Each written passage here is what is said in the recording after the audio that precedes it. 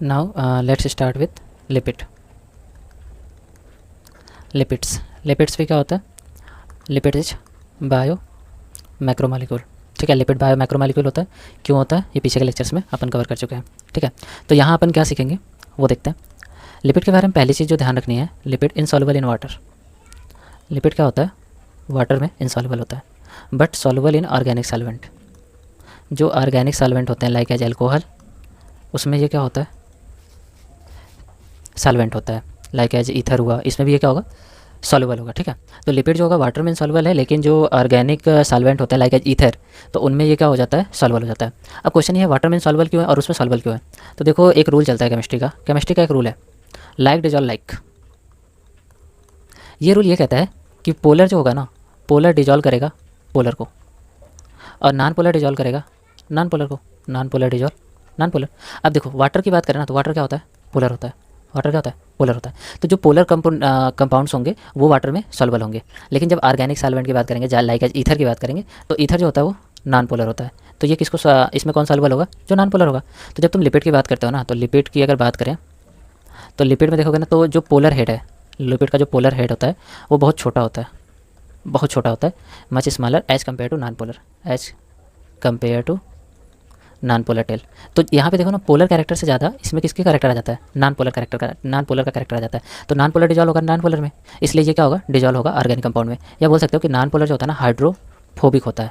Hydrophobic का मतलब पानी से नफरत करता है। ठीक है, तो पानी में ये डिजॉल्व नहीं होगा क्योंकि ये नॉन पोलर है।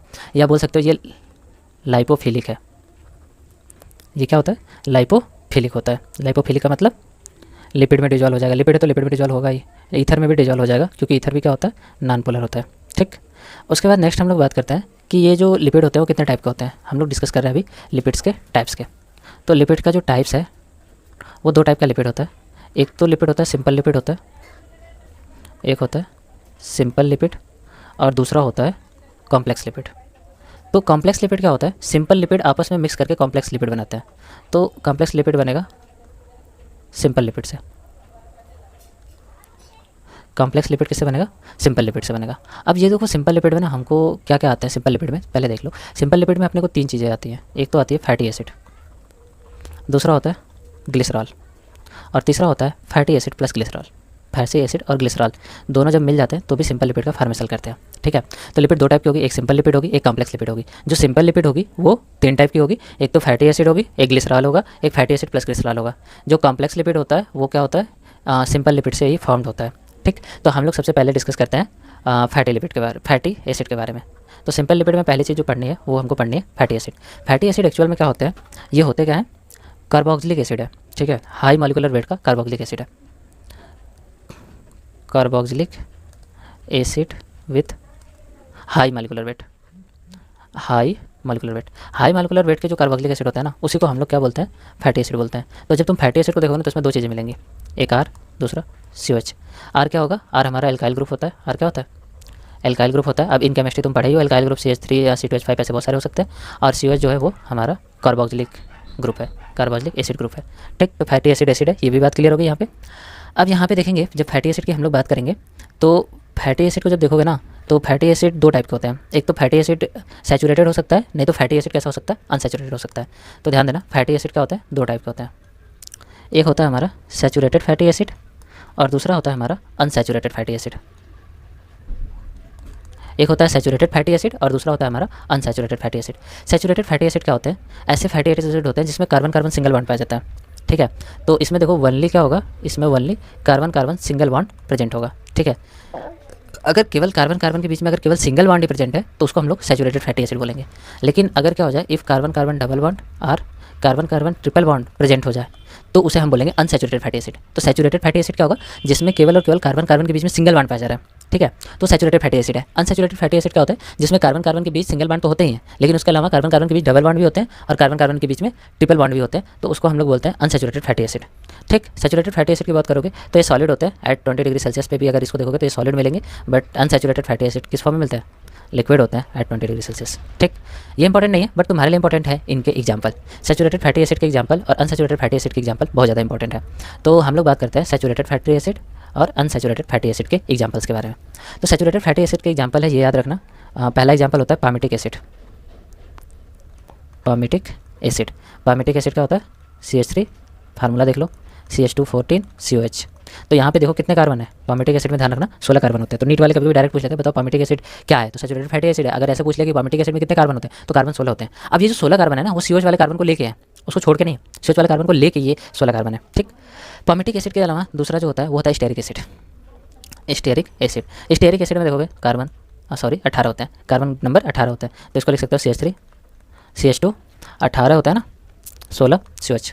तो ये देखो इस कार्बन को लेकर 18 है, ठीक। अनसैचुरेटेड फैटी एसिड की अगर जब हम बात करते हैं तो अनसैचुरेटेड फैटी एसिड के 3 एग्जाम्पल है और तीनों इंपॉर्टेंट है। पहला होता है लिनोलेइक एसिड, लिनोलेइक एसिड। दूसरा होता है लिनोलेनिक एसिड, लिनोलेनिक एसिड। और तीसरा होता है आर्किडोनिक एसिड, आर्किडोनिक एसिड। और आर्किडोनिक एसिड का कार्बन नंबर याद रखना 20 होता है। तो 3 लोगों का कार्बन नंबर याद रखना है, पामिटिक एसिड 16 कार्बन वाला है, स्टेरिक एसिड 18 कार्बन वाला है और आर्किडोनिक एसिड 20 कार्बन वाला है, ठीक है। तो अनसैचुरेटेड फैटी एसिड के तीनों नाम याद रखना है, linoleic acid, linolenic acid, arachidonic acid. Saturated fatty acid के में हमारे 2 हैं, एक पामिटिक एसिड है, एक स्टेरिक एसिड है, इन दोनों का नाम याद रखना, ठीक। अब नेक्स्ट हम लोग डिस्कस करते हैं इसके आगे। इसके अलावा जो दूसरा हमारा जो फैटी एसिड होता है वो होता है हमारा ग्लिसरॉल। सॉरी फैटी एसिड नहीं, लिपिड। लिपिड में पहली चीज़ तो अपने को फैटी एसिड पढ़नी थी, दूसरी चीज़ अपने को पढ़नी ग्लिसरॉल। तो ग्लिसरॉल का स्ट्रक्चर देखो क्या होता है, CH2H CHOH CH2H, ये स्ट्रक्चर है किसकी? ग्लिसरॉल की। तो ग्लिसरॉल के अगर देखोगे तो यहाँ पे ये क्या है, एक्चुअल में इसका नाम हो जाएगा ट्राई हाइड्रोक्सी। 3 OH ग्रुप है ना, 3 OH ग्रुप के लिए हम क्या यूज़ करेंगे? Try hydroxy. और 3 कार्बन के लिए हमारा यूज होता है प्रोपेन। तो जो ग्लिसरॉल होता है वो ट्राई हाइड्रोक्सी प्रोपेन होता है। और ये एग्जाम्पल है एक सिंपल लिपिड का, ये एग्जाम्पल है किसका? सिंपल लिपिड का। नेक्स्ट हम लोग डिस्कस करते हैं third type of lipid. Third type of lipid जो होती है उसमें क्या होता है, फैटी एसिड के साथ में कौन मिक्स हो जाता है? ग्लिसरॉल मिक्स होता है। फैटी एसिड के साथ ग्लिसरॉल मिक्स होता है। इस चीज़ को समझने से पहले एक चीज़ समझो, फैटी एसिड में अगर देखोगे तो ये एक्चुअल में कार्बोक्सिलिक एसिड है। ये क्या है? Carboxylic acid. और ग्लिसरॉल होता है हमारा एल्कोहल, ग्लिसरॉल होता है हमारा एल्कोहल। तो जब भी कार्बोक्सिलिक एसिड और एल्कोहल, किसमें? कार्बोक्सिलिक एसिड और एल्कोहल में जब रिएक्शन होती है ना, तो इस रिएक्शन का नाम होता है, क्या नाम होता है? एस्टरीफिकेशन। कार्बोक्सिलिक एसिड और एल्कोहल के बीच की रिएक्शन का नाम है एस्टरीफिकेशन। इसमें होता क्या है, यहाँ पे ध्यान देना। अब देखो हमारा ये जो ग्रुप है एल्कोहल, एल्कोहल से निकलता है हाइड्रोजन और एसिड से निकलता है OH। आप कहोगे सर एसिड से H निकलेगा, लेकिन जब एस्टरीफिकेशन का मैकेनिज्म पढ़ोगे ना तब तुम्हें पता चलेगा कि नहीं यार, एसिड से कौन निकलता है? OH निकलता है। और एसिड का OH निकलता है, एल्कोहल का H निकलता है, और ये दोनों मिलकर बना देते हैं H2O। ये बनाएंगे H2O और इसके साथ में बनता है RCOOR, ठीक है। अगर ये R' है तो ये R', ठीक, ये बनता है। तो ये जहाँ पे CO ग्रुप होता है ना, इसको हम बोलते हैं एस्टर। तो इस रिएक्शन को क्या बोलते हैं हम लोग? एस्टरीफिकेशन। ये रिएक्शन जो होती है हमारी कौन सी होती है? एस्टरीफिकेशन होती है, एस्टरीफिकेशन। तो एस्टरीफिकेशन से एक नए लेवल का लिपिड बनता है और वो जो लिपिड है वो एक्चुअल में एस्टर है, ठीक। तो अब ये जो एस्टरीफिकेशन जो होता है ना, जब ग्लिसरॉल के साथ होगा तो उसको हम लोग बोलते हैं, जब ये ग्लिसरॉल के साथ होगा तो अगर मान लो ग्लिसरॉल में होगा तो ग्लिसरॉल में देखो क्या होता है, ग्लिसरॉल में तुम्हारा होता है CH2H CHOH और फिर होता है हमारा CH2H, ये होता है, ठीक है। और इसकी रिएक्शन तुम कराओगे किससे? RCOH से। अब यहाँ पे एक चीज़ देखो ना, एक चीज़ यहाँ पे क्लियर करते हैं। जब यहाँ पे ये रिएक्शन कराओगे तो इसमें क्या हो सकता है, इसका OH जाएगा, इसका एक H जा सकता है। अगर एक ये लिए तो, अगर 2 लोगे तो 2 H जाएगा, 3 लोगे तो 3 H जाएगा। तो अभी के लिए अपन क्या करते हैं, अभी के लिए अपन एक लेते हैं। तो अपन के पास जो बनेगा ये बनेगा CH2O, इससे जुड़ेगा कौन? COR जुड़ेगा और यहाँ पे बन जाएगा CHOH, यहाँ पे बनेगा CH2H। तो ये वाली जो स्ट्रक्चर बनती है ना, इस स्ट्रक्चर को बोलते हैं मोनोग्लिसराइड। इस स्ट्रक्चर को हम लोग क्या बोलते हैं? मोनोग्लिसराइड। तो जितने भी ग्लिसराइड्स होते हैं वो भी क्या होते हैं? लिपिड्स होते हैं। ग्लिसराइड्स कैसे बनते हैं? फैटी एसिड और ग्लिसरॉल के रिएक्शन से बनते हैं ग्लिसराइड। फैटी एसिड और ग्लिसरॉल के रिएक्शन से क्या बनेंगे? ग्लिसराइड। ये भी क्या होता है? लिपिड्स होते हैं। अब ये जो ग्लिसराइड्स है ना, अब ये देख लो, ये 3 टाइप के हो सकते हैं, या तो मोनोग्लिसराइड्स होंगे, या तो डाइग्लिसराइड्स होंगे, या फिर ट्राइग्लिसराइड्स होंगे। अब जैसे हमने क्या किया, ग्लिसरॉल ले रखा है, ठीक है। हम यहाँ पे ग्लिसरॉल लेते हैं, CH2H CHOH CH2H, ये हमारा ग्लिसरॉल का फार्मूला है। अब यहाँ पे पीछे थोड़ा सा देख लो, यहाँ पे क्या हुआ था कि एक जगह पे जब हमने हाइड्रोजन को डिस्प्लेस किया था तो यहाँ पे जो बना था इसको हम बोला मोनोग्लिसराइड्स। लेकिन जब अगर हम ऐसा कर दें ना कि हम क्या करते हैं, इस बार 2 ले लें, एक ले रहे हैं RCOH ले ले रहे हैं, R1 कर देते हैं, और इसके साथ में हमने ले लिया RTCOH, इनकी रिएक्शन करा दी हमने। तो ये बना CH2O COR1, फिर यहाँ पे बना CHO COR2 और यहाँ पे बन गया CH2OH। तो इसको क्या बोलेंगे? डाइग्लिसराइड्स।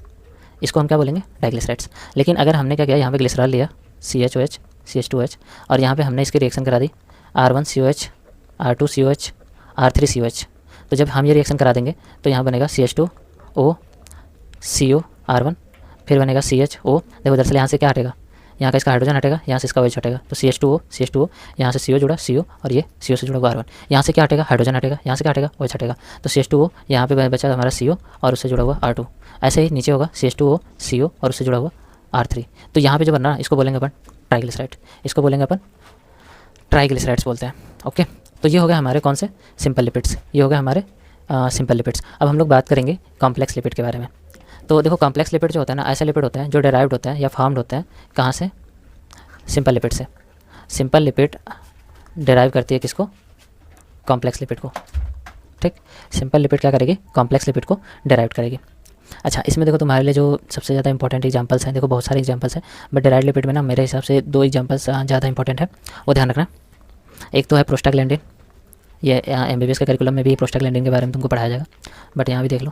प्रोस्टाग्लैंडिन एक डेराइव्ड लिपिड कर लेते हैं और एक डेराइव्ड लिपिड कर लेंगे हम लोग लेसिथिन के बारे में। ठीक है, तो प्रोस्टाग्लैंडिन जो होता है ना, ये बनता है, प्रोस्टाग्लैंडिन बनता है फैटी एसिड प्लस एरिकडोनिक एसिड से।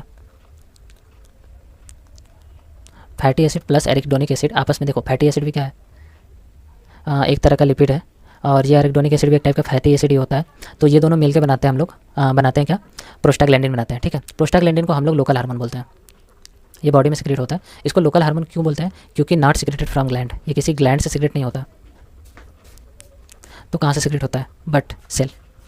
ये सिक्रेट होता है कहाँ से, सेल से सिक्रेट होता है, इसलिए हम लोग इसको क्या बोलते हैं, लोकल हार्मोन। ये ग्लैंड से सिक्रेट नहीं होता। अच्छा, उसके बाद हम लोग इसके फंक्शंस की बात करें तो इसके देखो कुछ फंक्शन होते हैं जो बहुत ज़्यादा इंपॉर्टेंट है। पहला तो ये सेंसेशन ऑफ पेन, जो तुम लोग पेन का सेंसेशन करते हो ना, वो प्रोस्टाग्लैंडिन की वजह से होता है। ठीक, दूसरा अगर इसका यूज बताए तो ये वैसोकंस्ट्रिक्शन कराता है।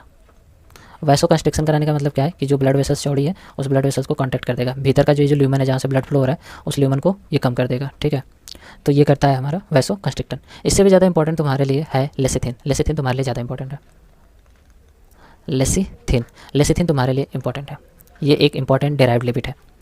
ठीक है, तो ये देखो ये कहाँ से सिक्रेट होती है और काम क्या होता है, ये 2 चीज़ ध्यान रखो। ये सिक्रेट होगी 22 वीक का प्रेगनेंसी, जब प्रेगनेंसी के 22 वीक हो जाएंगे तो ये सिक्रेट होती है। और सिक्रेटेड कहाँ से होती है, सिक्रेट फ्रॉम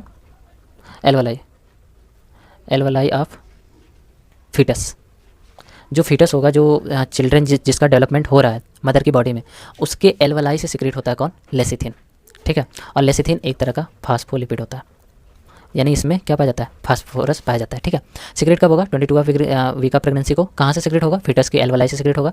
अच्छा, ये होता क्या, फास्फोलिपिड होता है। इसका फंक्शन क्या होता है, फंक्शन देखो, प्रिवेंट कोलैप्स ऑफ लंग।